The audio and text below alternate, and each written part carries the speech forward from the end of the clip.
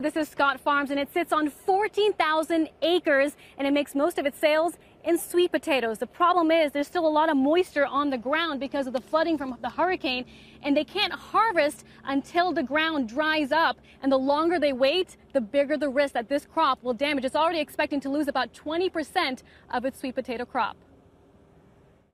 Harvesting sweet potatoes, we have a narrow window of when we can get them harvested. We need to get things harvested before frost hits, it gets cold. So when an event like this comes and we're out for a week and can't harvest, it narrows the amount of time that we have to get the crop into the house. And so it's a problem that you deal with up front, and it's also a problem you deal with down the road.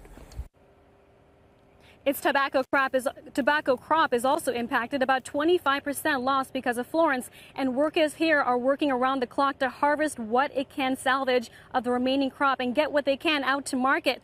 Poultry producers are also feeling the pain. Sanderson Farms warning that bird losses from Florence will affect its fourth quarter. So far, 5,500 hogs have died from Florence, almost double the amount lost during Hurricane Matthew in 2016.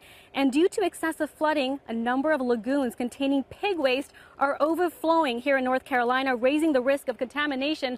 All this happening during this very precarious trade environment with tariffs on the rise from China. In fact, China's latest tariffs in July took aim at tobacco, soybeans, as well as pork. Those are some of the main exports coming out of North Carolina. So they are really feeling the pain in multiple ways, guys. Back to you. Have you learned anything about this breach of the dam and how it's affecting Duke Energy, Seema?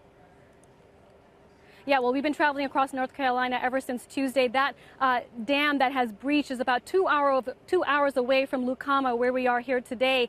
And apparently there is this risk now that coal ash can pollute some of the floodwater.